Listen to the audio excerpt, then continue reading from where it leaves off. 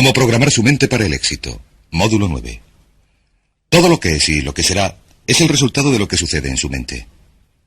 Este es el concepto más impresionante que cualquiera haya descubierto. Usted puede modificar de manera espectacular las realidades externas de su vida si cambia las actitudes internas de su mente, como dijo William James. Ya hemos hablado sobre las diversas leyes. La ley de las creencias, que sus creencias se convierten en sus realidades, que usted ve el mundo según lo que crea que constituye la verdad sobre el mundo. Las creencias crean el hecho real, según piense el hombre en su corazón o la mujer en su corazón, así serán. También sabemos que la ley de la correspondencia dice que su mundo externo siempre se corresponderá con su mundo interno. Esto significa que hay algo en su mundo interno que se corresponde con todo lo de su mundo externo. Esto es lo que dijo el gran Emmett Fox cuando habló sobre el equivalente mental. Dijo que todo en nuestra vida exterior tiene un equivalente mental en nuestra vida interior. Para cualquier cosa que quiera ver de un modo diferente en su vida exterior, deberá suministrar primero el equivalente mental interno. La ley de atracción dice, cualquier cosa que ocupe su mente de manera continuada, la atraerá hacia sí. Sus pensamientos dominantes establecen un campo de fuerza de energía que atrae a su vida a las personas y las circunstancias que usted necesita. Esto lo comento por el siguiente motivo. La mayoría de la gente se pregunta cómo podrá lograr un trabajo mejor, una relación mejor, cómo podrá averiguar la información que necesita o conseguir la educación que necesita, etc. No tiene que preocuparse al respecto. Lo que ha de hacer es dejarlo claro en su mente. Activar y penetrar en el flujo de estas leyes mentales universales y todo lo que necesite llegará a usted tal como lo necesite, exactamente cuando lo necesite y en la forma precisa en que lo necesite. Durante esta sesión vamos a hablar, ya hemos hablado antes, del autoconcepto. Hemos dicho que su autoconcepto es ese conjunto de creencias internas que determinan lo que sucede. Su autoconcepto es el resultado total de la suma de cada información individual que ha absorbido durante su vida sobre sí mismo y su mundo, y que ha aceptado como verdadera. Se convierte en parte de su autoconcepto. Su autoconcepto es el mecanismo interno correspondiente que determina lo que le sucede. ¿Qué quiere decir esto? Quiere decir que el cambio empieza con un cambio dentro de su autoconcepto. Todo cambio empieza cuando usted absorbe una información que modifica sus creencias. Ahora bien, las creencias son lo más difícil de cambiar, porque las defendemos con gran energía. Tenemos que estar dispuestos a renunciar a nuestras creencias autolimitadoras. Tenemos que estar dispuestos a examinar nuestras creencias sinceramente. Recuerden que hemos hablado del autoconocimiento. Tenemos que estar dispuestos a examinar nuestras creencias sinceramente y a decirnos, ¿me sirven estas creencias? ¿Es esto lo que quiero ser? ¿Es esto lo que quiero hacer? ¿Es esto lo mejor que puedo conseguir? Y uno empieza a cuestionar sus creencias y a cambiar su autoconcepto al absorber una información nueva que evoluciona hasta convertirse en un nuevo concepto. Y esto nos lleva a un concepto llamado la psicología del devenir. La psicología del devenir dice que cada uno de nosotros está en estado de crecimiento y cambio continuos. Nuestros autoconceptos y nuestras creencias se están modificando sin cesar. Por ejemplo, de niños creíamos un conjunto de cosas acerca del mundo de los adultos. De adolescentes, otro. Recién cumplidos los 20 años, creíamos otras cosas. Y según crecemos y evolucionamos, vamos modificando nuestras creencias y autoconceptos. Cambiamos nuestra propia imagen, cambiamos nuestra forma de ver el mundo, de manera que estamos en proceso de devenir. Esto sucede continuamente y es algo así. Es como una mata seca que lleva el viento. Está evolucionando y cambiando continuamente, pero siempre en la dirección de su meta predominante. Siempre en la dirección de aquello en lo que está pensando más intensamente en ese momento. Por ejemplo, un alcohólico o un toxicómano también está haciendo que evolucione y cambie la dirección de su meta predominante porque piensan en su adicción todo el tiempo. Y si usted desea evolucionar y crecer rápidamente, tiene que dejar bien claras estas metas. Las tiene que precisar. Tiene que intensificarlas y pensar en ellas todo el tiempo. A veces, si estudiamos a las personas que lograron grandes éxitos a una edad temprana, averiguamos que tuvieron una obsesión, una preocupación total por un aspecto o campo concreto durante mucho tiempo. Mientras que otras personas, que quizás son mucho mayores, nunca han experimentado una sensación intensa, nunca se han centrado en nada que hayan deseado lograr. Hay dos obstáculos para esta psicología del devenir. El primero se denomina la meóstasis. La meóstasis es el deseo de consistencia. Es un deseo natural de la mente de ser consecuente con lo que ha sucedido en el pasado. Si quieren, nos gusta mantener el status quo. Hay personas que dicen, así es como lo hemos hecho siempre, aquí lo hacemos así, etcétera, etcétera. Hay que vigilar la meóstasis porque lo que hace es que nuestra manera de pensar sea rígida e inflexible. Y la otra es la psicosclerosis. La psicosclerosis es sencillamente el endurecimiento de la actitud. El endurecimiento de la actitud. La gente con psicoesclerosis desarrolla lo que se conoce como ideas fijas. Las ideas fijas llevan a la rigidez y a no estar dispuesto a cambiar. Ambas nos llevan a quedar atascados en la zona cómoda. Recuerden, la tendencia natural de todo comportamiento humano consiste en empezar a hacer las cosas de una manera específica y luego quedar atascado en una zona cómoda. Uno queda atascado en una zona cómoda, en una relación incluso si no es feliz, en un trabajo incluso si no está satisfecho, en un determinado nivel de ingresos incluso si no es suficiente. Hay que luchar contra la zona cómoda porque la zona cómoda se convierte rápidamente en una rutina, en un surco que seguimos, y se dice que el surco se convierte en una tumba. La única diferencia entre un surco y una tumba es la profundidad. También se ha dicho que el surco no es más que una tumba con los extremos borrados, así que pongan mucha atención porque la gran mayoría de las personas de nuestra sociedad tienden a evolucionar de manera natural hasta establecerse en una zona cómoda. Se convierten en los inflexibles paladines del status quo. Caen en la rutina, e incluso cuando el cambio sería bueno para ellos, no cambian nunca. Esto nos lleva a los dos grandes poderes que controlan todo lo que nos sucede. Y el primero es el poder del amor. El poder del amor es el que da forma a su personalidad y da forma a su destino.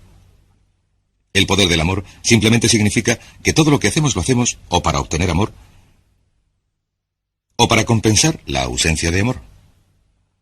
Antes dijimos que la personalidad completa del niño se forma de acuerdo con la calidad y la cantidad del amor que recibe, y que todos los problemas del adulto son el resultado del amor retenido. Retenido por nuestros padres, quizás retenido de la gente cuando crecemos. El otro poder es el poder de la sugestión. El poder de la sugestión actúa a lo largo de todas nuestras vidas. El poder de la sugestión es muy fuerte. Lo que hace es empezar a actuar sobre nosotros casi desde nuestro nacimiento, a veces desde antes. Y el poder de la sugestión nos da forma. Esto significa que cada uno de nuestros pensamientos, lo que oímos, lo que vemos, tocamos, gustamos o olemos, todo lo que nos afecta de cualquier manera, produce un efecto sobre nuestra personalidad. Lo decimos así. Decimos, cada cosa cuenta. Todo cuenta, y especialmente cuando nos hacemos adultos, recuerden que todo cuenta. El adulto medio occidental ve entre 20 y 25 horas de televisión por semana. El jubilado medio ve unas 7 horas de televisión y el niño medio ve entre 3 y 4 horas de televisión al día.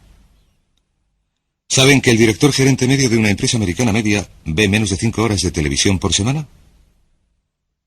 Ahora permítanme que les haga una pregunta muy sencilla. ¿Creen que existe una correlación entre el número de horas de televisión que ve una persona y el éxito de esa persona?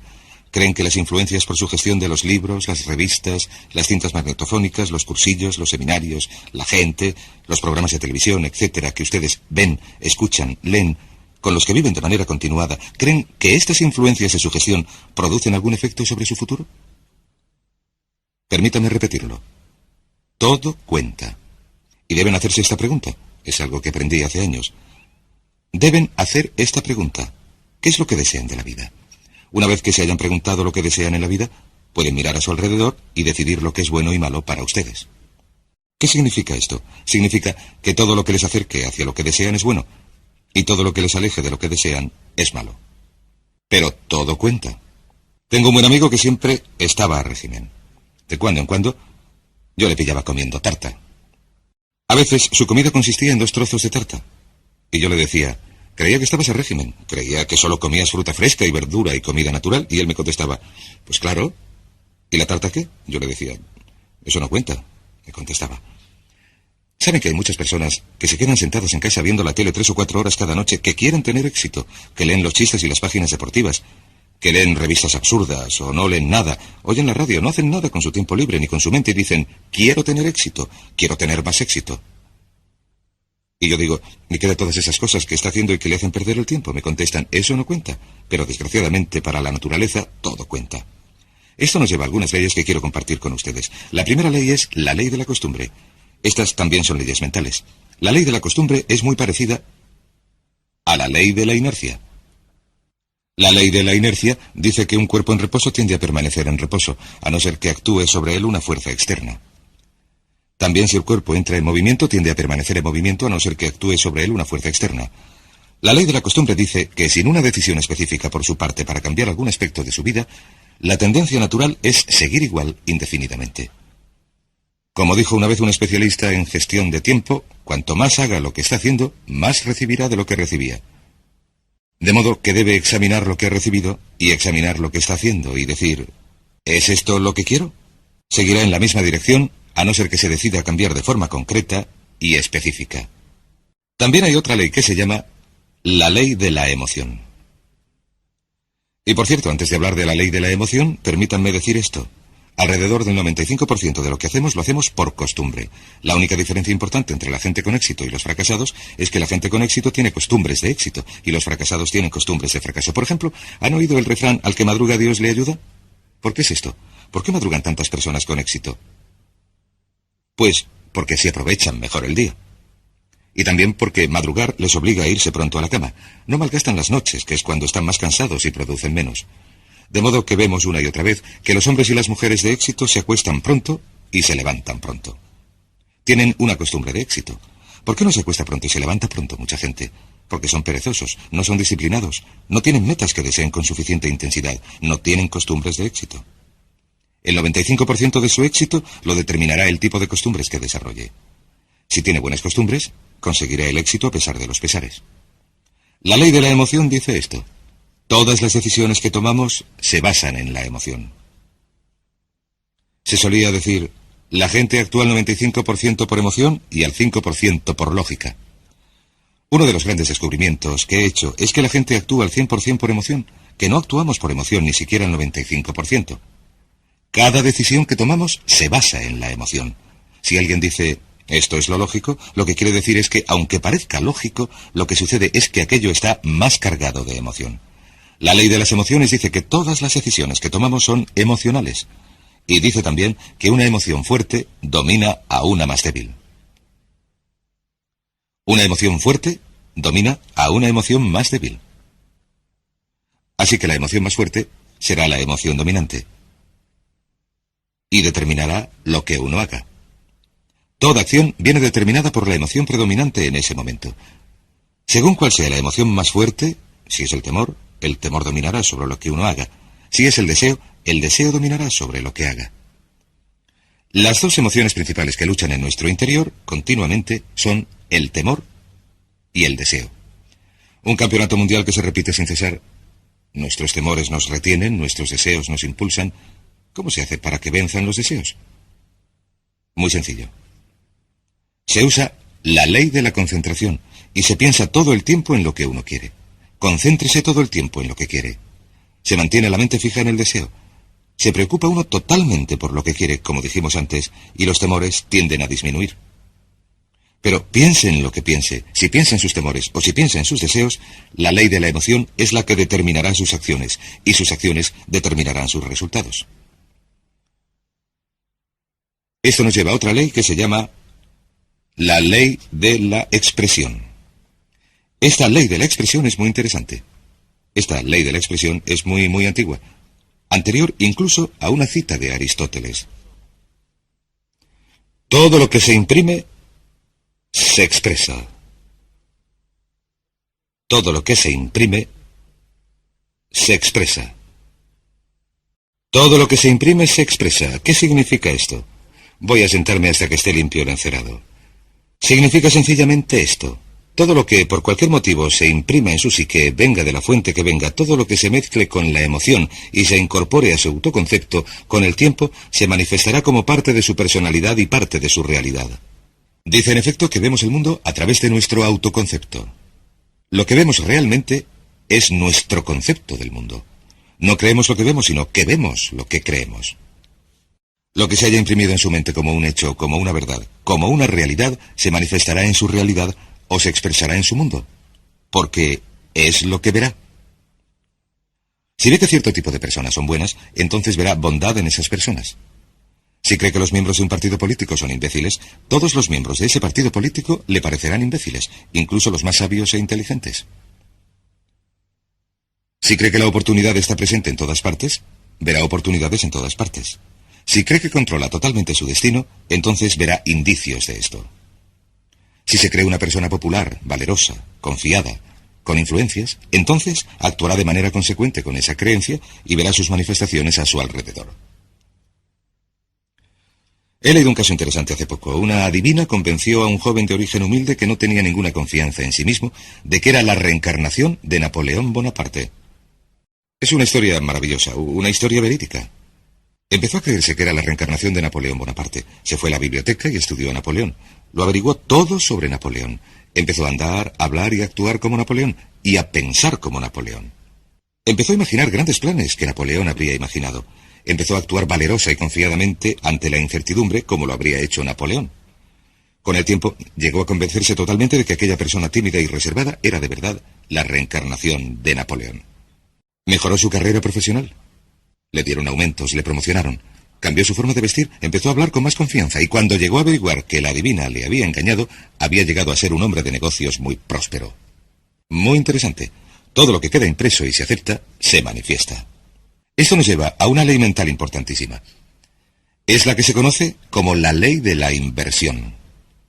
Cuando supe de esta ley por vez primera, me impresionó tanto que quería ocultarla y esconderla y no hablar de ella a nadie. Esta es la primera vez que explico esta ley a alguien en cualquier forma. La ley de la inversión dice sencillamente esto. Si uno logra un determinado nivel de éxito, un determinado nivel de salud, una determinada calidad de relaciones, entonces esa calidad de relaciones creará un estado subjetivo. Un estado subjetivo significa sentimientos, un estado emocional. En otras palabras, si uno gana un premio, siente que es un ganador. Si uno se enamora, siente que es un amante. Si triunfa en los negocios, siente que es un triunfador. Lo objetivo crea. En otras palabras, la realidad objetiva o el hecho llega a crear lo subjetivo o el estado emocional. ¿Les parece que esto tiene sentido? En otras palabras, sucede algo. Uno se siente de maravilla, ya me entienden. Sin embargo, la ley de la inversión dice, si comprenden esto, este hecho por sí solo puede cambiar su vida porque ha cambiado la mía, dice que si uno puede crear de manera artificial el estado subjetivo o la sensación pondrá en acción las leyes de la atracción y de la correspondencia. Atraerá a su vida a la gente, las circunstancias, las oportunidades necesarias para crear algo objetivo que se corresponderá con lo subjetivo. Y el método es este. Es tan sencillo que es sorprendente. Funciona así. Cada vez que piense en algo que verdaderamente desee, imagínese que ya lo tiene. Imagínese que ya lo tiene. Parece un juego de niños, pero es potentísimo. Y lo único que les sugiero es que lo intenten durante un tiempo. Imagínese, cierre los ojos. Piense en ello. Si es necesario, póngase de pie, relájese. Haga lo que quiera, solo imagine que ya lo ha logrado y siéntalo así. Sienta que ya ha logrado el éxito. Como si ya hubiera sucedido en el pasado. Como si ya lo hubiera conseguido. No tiene que volver a preocuparse por ello. Ya ha logrado la sensación. Y si repite esa sensación una y otra vez, esta ley de la inversión creará esta sensación según se concentre más y más en la sensación. De hecho, la sensación empezará a modificar las cosas en su interior y en su exterior, y a impulsarle hacia su meta, o a impulsar su meta hacia usted, y el objetivo se hará realidad precisamente en el momento oportuno y en el lugar oportuno. De hecho, ni siquiera tiene que preocuparse por el proceso entre las distintas etapas. Lo único que tiene que hacer es retener la sensación de manera muy, muy intensa. Hablaremos de ello un poco más cuando hablemos de los métodos de programación mental. La ley siguiente es la ley de la práctica. La ley de la práctica también se conoce como la ley de la repetición. Dice que todo lo que haga una y otra vez con suficiente frecuencia se convierte en una nueva costumbre. ¿Quiere ser una persona positiva, entusiasta? ¿Quiere hacerse rico y próspero? ¿Qué desea de la vida? Sea lo que sea, si lo practica una y otra vez, con el tiempo se convertirá en una nueva costumbre, siempre que lo practique pensando en ello. Verá, se tarda unos 21 días en desarrollar una nueva costumbre. Hay que repetirlo una y otra vez durante 21 días. Lo que vamos a hacer como resultado de este cursillo y como resultado de lo que hemos comentado es pedirle o sugerirle que haga lo que llamamos el régimen AMP de 21 días. Esto quiere decir que durante 21 días le vamos a pedir que haga algo muy difícil, una de las cosas más difíciles que va a hacer en su vida. Durante 21 días quiero que centren su mente en lo que desean y que no piensen en lo que no desean. Centre su conversación en lo que desea y no hable de lo que no desea. Centre sus sueños, su imaginación, sus pensamientos, sus sentimientos. Centre todo su entorno en lo que desea. No piense en lo que no desea. Es muy sencillo, no es complicado. Es una de las cosas más difíciles que hará en su vida.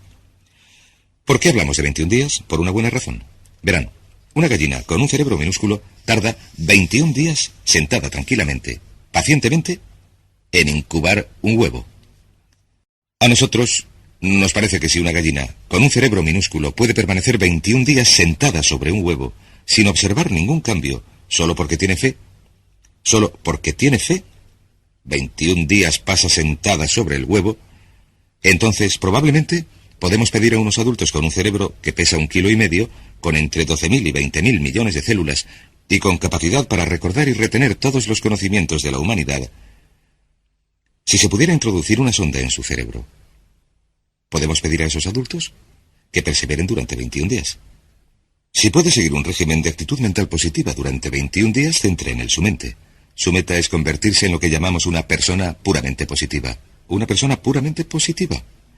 Porque sabe que si es una persona puramente positiva, si sus conversaciones, sus actos y sus relaciones son puramente positivos, lo que llamamos una persona PPP, y si practica esto durante 21 días, verá que su vida cambiará. Todo cambiará a su alrededor. Su salud, sus relaciones, su trabajo, sus oportunidades y todo lo demás. Es sencillo, pero no es fácil. Si lo puede hacer, si lo puede practicar, se convertirá en costumbre. Incluso la propia ley de la inversión, la propia ley de la emoción, la propia ley de la costumbre empezarán a cambiar. ¿Cuáles son las 4 cosas que necesita para que se opere este cambio importante? Primero, necesita el deseo. El deseo es el punto de partida para cualquier cambio. La pregunta más importante que uno se tiene que hacer en la vida es: ¿hasta qué punto desea lo que desea? ¿Hasta qué punto lo desea? ¿O lo desea de verdad? Verán, hay montones de personas que desean montones de cosas, pero ¿hasta qué punto las desean? Si las desea muchísimo, si las desea con intensidad, entonces nada en el mundo podrá impedir que las logre. Hay una interesante anécdota sobre Sócrates. Sócrates hablaba con uno de sus discípulos que le decía: «Tengo sed de saber, ¿qué puedo hacer para aumentar mis conocimientos?». Y Sócrates le contestó: «El conocimiento es algo que está al alcance de todos. Es fácil de obtener si de verdad lo deseas». El discípulo contestó: «Estoy seguro de que lo deseo de verdad». Y Sócrates le dijo: «Ven conmigo», y le llevó al mar. Y se metió con él en el mar Egeo. Estaban a algo más de 1 metro de profundidad, y Sócrates, un hombre muy fuerte, cogió al joven y le metió la cabeza en el agua. Y el joven empezó a luchar y luchar, a desesperarse. Y por fin le sacó del agua y le dijo: «¿Qué es lo que querías mientras estabas bajo el agua?». Y le respondió: «Lo único que quería era aire. Solamente podía pensar en el aire». Sócrates le dijo: «Cuando desees el conocimiento con la misma intensidad con que deseabas el aire, conseguirás todo el conocimiento que desees. Y cuando usted desee algo con gran intensidad, si tiene deseo, lo logrará». El segundo paso es la decisión. Una y otra vez, cuando viajo, me doy cuenta de que se produce un cambio de primer orden en la vida de una persona cuando toma una decisión. También me doy cuenta de que la mayoría de las personas son increíblemente indecisas. Son muy reacias a tomar decisiones, a restringir sus opciones. Son muy reacias a comprometerse en cualquier sentido, y al no comprometerse, se limitan a ir a la deriva. Desgraciadamente, se condenan a vivir bajo la ley del accidente. De modo que el siguiente paso es tomar una decisión muy clara, inequívoca, de que esto es lo que quiere y que está dispuesto a pagar un precio para lograrlo. Hay un librito muy interesante escrito por Michael Hernacki que se llama El secreto definitivo. El autor dice que la clave del éxito consiste sencillamente en esto, en que uno esté dispuesto a hacer lo que sea necesario, que esté dispuesto a hacer lo que sea necesario. Que esté dispuesto a hacer lo que sea necesario. Una vez que haya tomado la decisión, ha de estar dispuesto a realizar el esfuerzo adicional. Ha de estar dispuesto a hacer lo que sea necesario. Lo interesante es que nunca se ha de hacer todo lo que sea necesario. Sin embargo, hay que estar dispuesto a hacerlo.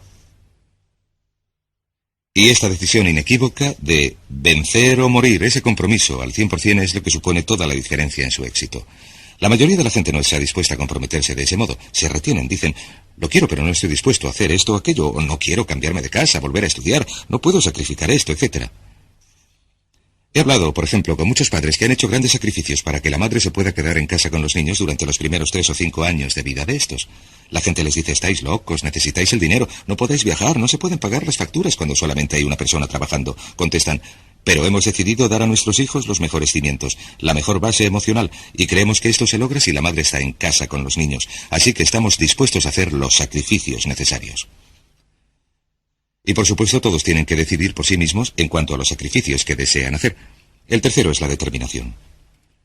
La determinación significa apoyar su plan con, por así decirlo, una fuerza de voluntad férrea. Una vez más, todos los estudios que he examinado, y a lo largo de mi vida he dedicado unas 30.000 horas a estudiar el tema del éxito personal y empresarial, es que la fuerza de voluntad férrea es de enorme importancia. Determinación y constancia cuando las cosas se ponen feas, estar dispuesto a perseverar frente a la adversidad. Este tipo de determinación es esencial para desarrollar los nuevos modelos de pensamiento que garantizarán su éxito. Y por último, disciplina. Esta es mi preferida. Generalmente, esta es la única ocasión en el curso en la que hablo del tema, pero la disciplina es la llave maestra de las riquezas. La disciplina es la llave maestra de las riquezas. La disciplina, estar dispuesto a hacer lo que uno sabe que debe hacer, cuando lo debe hacer, le guste o no, es la clave esencial de su éxito. ¿Por qué fracasa la gente en la vida? No es un milagro, no es un misterio. El motivo por el que la gente fracasa es porque no están dispuestos a hacer lo que sea necesario, no están dispuestos a pagar el precio. La mitad de las veces, 3/4 de las veces, no saben lo que quieren. Y los que lo saben, no son capaces de imponerse disciplina, de modo que la próxima vez que esté sentado viendo la televisión, la próxima vez que vaya en coche oyendo la radio en lugar de oír programas en cintas magnetofónicas, pregúntese sinceramente, en relación con la vida maravillosa que podría disfrutar, en relación con todas las cosas que desea, ¿me está acercando esto a mi meta o me está alejando de ella? Porque la verdad del asunto es que todo le acerca a su meta o le aleja de su meta, que nada es neutral, todo cuenta, que el tiempo pasa, el tiempo vuela. Ahora mismo, el reloj está haciendo tic-tac. Un buen amigo mío decía, recuerda que la vida no es un ensayo, es la función real. Y lo que uno se tiene que preguntar es, ¿soy sincero cuando digo que soy y tengo y hago todo lo que me es posible?